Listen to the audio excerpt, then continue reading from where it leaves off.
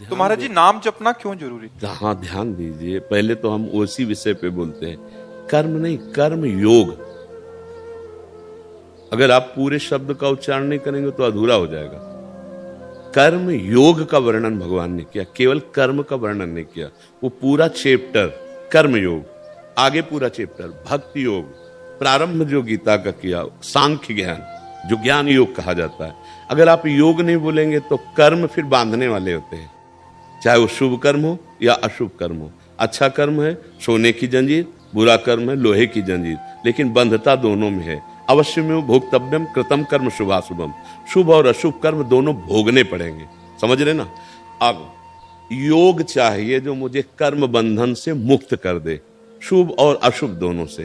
तो गीता जी बहुत थोड़ा पढ़ोगे तो समझ में नहीं आएगी। दोस्तों राधे राधे बोलते रहें और बाबा जी के प्रवचन को आगे बढ़ाते रहें और सुनते रहें। राधे राधे दोस्तों।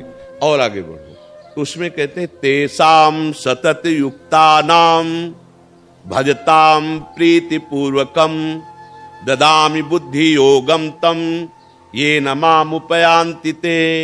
जो मेरा सतत भजन करता है, नाम जप करता है, मेरा चिंतन करता है, मेरी सेवा करता, मन मना भो मद भक्तो माद्याजी माम नमस्कुरु, तो मैं योग प्रदान कर देता हूं।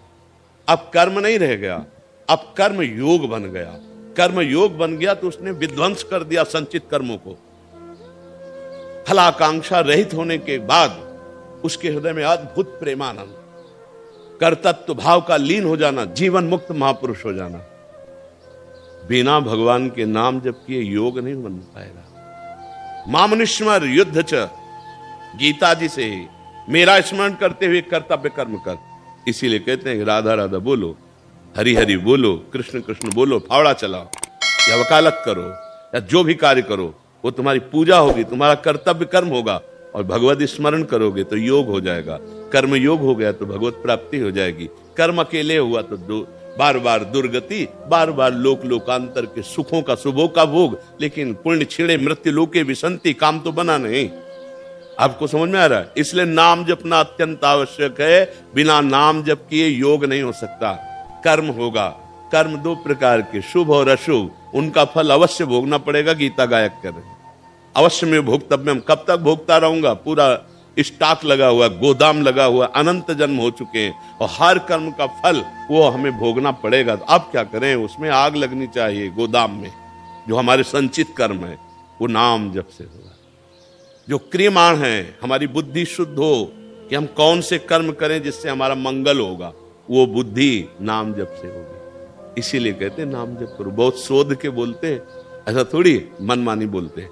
बहुत शोध के, हर शास्त्र का, हर संत महापुरुष का जो अनुभव है उनका संग करके तब ये बोलते हैं। ऐसे नहीं कि हम वो केवल भावुकता में बोलते हैं, नहीं, हम भावुकता वाले पुरुष नहीं हैं। भगवान शंकर ज्ञान समुद्र हैं, बचपन से उन्हीं के गुरुवई में पले हैं, इसलिए बहुत शोध करके यहाँ कोई भी बात मिलेगी तो केवल कोई भावुकता की नहीं होगी कि अंधविश्वास में बोलते चले जा रहे। नहीं, जिसका स्वाद नहीं लिया वो बात नहीं तुम्हें बोलेंगे, और जिसका स्वाद लिया तो छाती ठोक के कहते ऐसा करो, और तुम्हें स्वाद ना जाए तो मुझे बता देना। ठीक समझ में आ रहा? वीडियो को लाइक करें और चैनल को सब्सक्राइब करें और राधे राधे कमेंट में जरूर लिख दिया करें।